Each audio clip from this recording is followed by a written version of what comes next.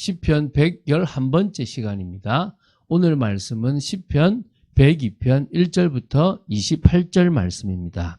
12절부터 14절 말씀을 합독하고 시편 102편 전체를 보도록 하겠습니다. 조금 길지만 또 우리가 이 부분에 대해서 좀 볼 수 있는 축복의 시간이 되기 바랍니다. 자, 그러면 시편 102편 12절부터 14절 말씀을 한 목소리로 합독하도록 하겠습니다.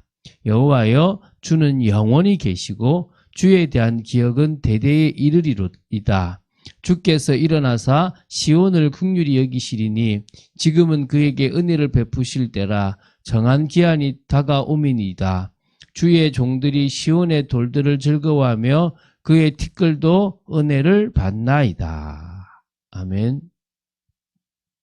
자, 시편 102편을 봅니다. 시편 102편은 저자가 불분명한 미상의 비탄시입니다.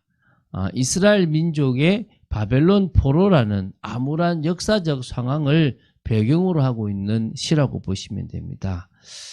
이 시는요, 바벨론 포로라는 민족적 고난을 직접 체험한 시인이 이 민족적 고난을, 이 민족적 순환을 개인적 고통으로 표현하여 이스라엘의 민족적 공고함을 탄식했고요.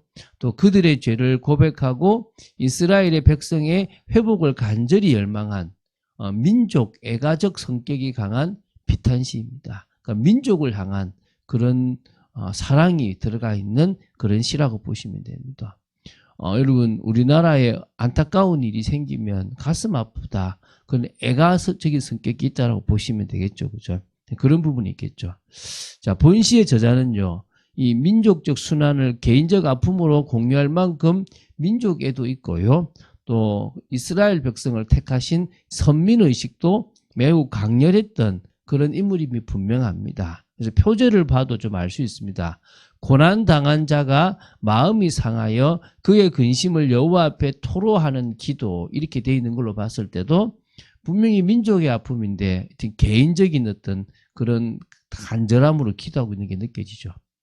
특별히 시인은요, 바벨론 포로라는 암울한 상황에서도 좌절만 하고 있지 않고 회복될 이스라엘 나라의 모습을 바라보며 하나님을 찬양하고 있고요. 또 예레미야 선지자의 예언이었던 70년 이후에는 돌아갈 것이라는 그것을 알고 있었던 인물입니다. 그래서 오늘 읽었던 것 중에서도 이렇게 회복될 날이 다가오고 있다라고 이렇게 고백하고 있거든요. 자, 그러면 시편 102편의 내용을 좀 더 구체적으로 살펴보겠습니다. 총 4부분으로 이렇게 나눌 수가 있습니다. 그래서 어떤 의미에서 이 시를 보면서 저와 여러분이 정말 가슴 아픈 일을 보면서, 답답한 일을 보면서 하나님이 하실 소망을 두고 살아간다면 여러분은 올바른 신앙의 사람이라는 것을 기억하시면 될 줄로 믿습니다. 자, 먼저 1, 2절입니다. 비탄시의 전형적인 특징에 따라서요, 하나님께 자신의 고통에 대하여 절규하고 또 호소하기에 앞서 자신의 부르짖음에 신속하게 응답하여 주시기를 호소하는 내용입니다. 들어달라 이 말이거든요. 자, 1절을 읽어볼게요. 여호와여, 내 기도를 들으시고 나의 부르짖음을 주께 상달하게 하소서. 나의 괴로운 날에 주의 얼굴을 내게서 숨기지 마소서. 주의 귀를 내게 기울이사 내가 부르짖는 날에 속히 내게 응답하소서. 민족을 향한 자신의 간절한 기도에 얼굴을 숨기지 마시고 내가 주께 부르짖는 날에 응답해 주십사라고 간절히 지금 간구 기도하고 있는 겁니다. 자, 그래서요, 3절부터 11절에서는요, 본격적으로 하나님의 진노로 인한 극한 고통을 좀 호소하고 있습니다. 뭐 다 읽을 필요는 없고요, 3절부터 11절을 한목해 볼 건데요, 여기서 이런 표현이 있습니다. 3절에는요, 내 날이 연기같이 소멸하며, 이렇게 나와요. 자기 날이 연기처럼 사라진대요. 그리고 또 뭐가 나오냐 그러면요, 내 뼈가 숯같이 탔음이니이다.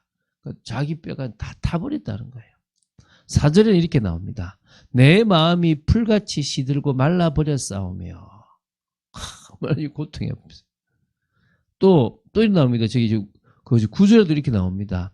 나의 살이 뼈에 붙었나이다. 이게 5절이네, 5절요. 그리고 나는 죄를 양식같이 먹으며 나는 눈물 섞인 물을 마셨나이다. 이 9절입니다. 또 이제 11절에도요.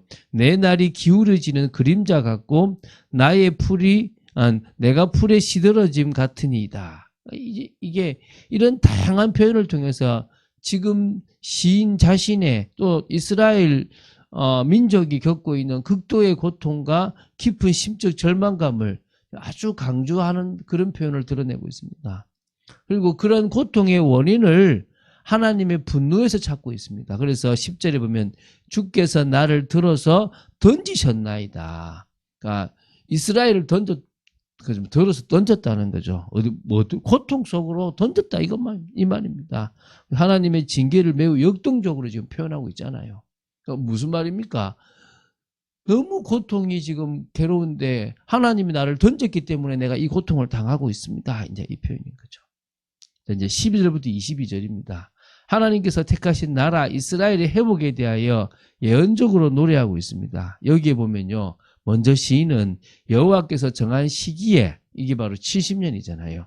시온을 긍휼히 여기셔서 시온을 다시 건설하실 것임을 예언적으로 고백하고 있습니다. 그러나 시인은 여기서요. 단지 시온의 회복만을 말하지 않냐고 시온을 중심으로 하여 열방까지도 구원을 얻는 종말론적 구원까지 내다보고 있습니다. 그러니까 믿음이 보통 믿음이 아니고 하나님의 그 뜻과 계획을 알고 있는 사람이라는 거죠. 자, 우리 12, 13절 제가 읽어볼게요. 읽어지면 또 읽어보겠습니다. 여호와여 주는 영원히 계시고 주에 대한 기억은 대대에 이르리로다. 주께서 일어나사 시온을 긍휼히 여기시리니 지금은 그에게 은혜를 베푸실 때라. 정한 기한이 다가오미니이다. 정한 기한이 다가온대요. 그래서 이 12절은 사실입니다. 먼저 볼게요. 주 여호와는 당연히 영원히 계시고요. 그분에 대한 기억은 믿음의 사람들을 통해서 다 드러나서 대대에 이르게 될 것입니다. 지금은 이스라엘이 진노를 받아 바벨론의 포로가 되었지만요. 주님께서 일어나서 시온을 긍휼히 여기실 때가 올 거라는 것을 알고 있었습니다. 그게 이제 다가오고 있습니다. 이제 뭐 얼마 남지 않았는지 모르지만 결국은 그때가 정해져 있으니까 그것이 70년에 회복될 것임을 알고 있는 거죠. 그러면서요, 이제 14절부터 16절입니다. 다시 시온이 회복될 것임을 노래합니다. 이스라엘의 회복을 통해서 하나님 당신의 영광을 드러내실 것임을 고백합니다. 그래서 문 나라가 여호와의 이름을 경외하게 될 것이고 모든 왕들이 주의 영광을 경외하게 될 것이랍니다. 결국은 하나님이 이스라엘을 회복시키면서 영광 받으실 거라는 거예요. 이스라엘을 무너뜨린 것도 하나님의 그 거룩함과 공의를 드러내신 거고 또 더 나아가서 이스라엘을 회복시키시는 것도 하나님이 그렇게 하실 거라는 것입니다. 자, 17절부터 22절입니다. 고통받는 가운데 있는 빈궁한 자의 기도를 돌아보시는 여호와 하나님, 특히 그들의 간절한 기도를 절대 멸시하지 않으시는 여호와께 찬양을 돌릴 것이고 이 기록을 남기는 것 역시 장래 세대를 위한 것이라는 것입니다. 지금 이 시가 예언적 시가 된다는 거예요. 회복될 거니까 봐봐라. 회복될 거라고 했는데 회복됐지 않냐. 너희들에게 믿음이 있기 바란다. 여러분 우리가 성경을 왜 보는지 아십니까? 성경의 예언이에요. 계시록에 있는 그 예언이 다니엘에 있는 그 예언이 언젠가는 성취될 거라는 것입니다. 그걸 통해서요. 장래 세대를 위해서 하나님이 드러내 주신 거라고 보시면 됩니다. 여호와께서는 당신의 높으신 보좌에서 땅을 굽어보시고 갇힌 자, 포로된 자의 탄식을 들으시고 참된 해방을 주실 것임을 이 시인은 알고 기도하고 있는 것입니다. 그래서 여호와의 이름이 시온에서 그 영예를 예루살렘에서 선포하게 하실 것임을 자기는 알고 있는 겁니다. 그래서 결국 종말론적에서 마지막에는 온 민족들이 모든 나라들이 함께 모여 여호와를 섬길 것임을 한 겁니다. 지금 많은 나라들이 돌아왔죠. 그런데 결국 주님이 오시는 그때는 온전히 이것이 성취될 것입니다. 재림의 소망이 이때도 나와 있는 거죠. 그러니까 결국은요. 선민의식이라 그러면 이스라엘만 사랑하고 다른 민족은 버렸다 이런 거잖아요. 아닙니다. 이 사람은 진정한 선민의식, 전 세계를 위해서 하나님이 이스라엘을 택하셨다라는 그 믿음이 분명히 있는 사람이었다는 거예요. 자, 이제 끝으로 23절부터 28절을 보겠는데요. 짧고 유한한 인생에 대한 자비를 강구하고 있습니다. 자신의 이 지상에서의 짧은 인생 여정을 너무 단축시키셔서 중년에 죽게 하지 마시고 생명을 연장시켜 달라는 그 부분도 있습니다. 특이한 것은요, 이 시인이 자신의 유한한 인생과 무한하시고 영원하신 하나님의 존재를 좀 대비시키고 있거든요. 그래서 자신의 일상을 보장해 달라고 지금 강구하고 있습니다. 그래서 1차적으로는 하나님의 절대성에 대한 시인의 신앙 고백을 하는 동시에요, 절대적 존재이신 하나님께서 부디 유약한 자신과 하나님의 백성인 이스라엘을 긍휼히 여겨주실 것을 호소하고 있는 겁니다. 그래서 23, 2절 읽어볼게요. 그가 내 힘을 중도에 쇠약하게 하시며 내 날을 짧게 하셨도다. 나의 말이 나의 하나님이여 나의 중년에 나를 데려가지 마옵소서. 주의 연대는 대대에 무궁하니이다. 주님은 긴데 나는 빨리 데려가 주지 말라라고 지금 자신이 이것을 보고 싶다, 하나님이 하신 역사를 보고 싶다라고 지금 기도합니다. 오래 살고 싶은 그런 개념이 아니에요. 우리 그렇게 이해하면 좋겠습니다. 25절부터 28절 보면요, 여호와 하나님은 옛적에 땅에 기초를 놓으셨습니다. 하늘도 주의 손으로 지으셨음을 고백합니다. 아는 거예요. 영원 전부터 계신 창조주 하나님께서 이 천지를 창조하셨습니다. 천지는 없어질 수 있어도 주는 영존하시겠고, 천지는 다 옷같이 낡아질 것이지만 주는 한결같으시고 주의 연대는 무궁하다는 것을 알고 있는 겁니다. 주님에 대한 이해와 올바른 믿음이 필요한 겁니다. 그러면요, 고난과 어려움을요, 말씀을 통해서 이겨나갈 수 있습니다. 28절에 소망이 있죠. 주의 종들의 자손은 항상 안전히 거주하고 그의 후손은 주 앞에 굳게 서리이다 하였도다.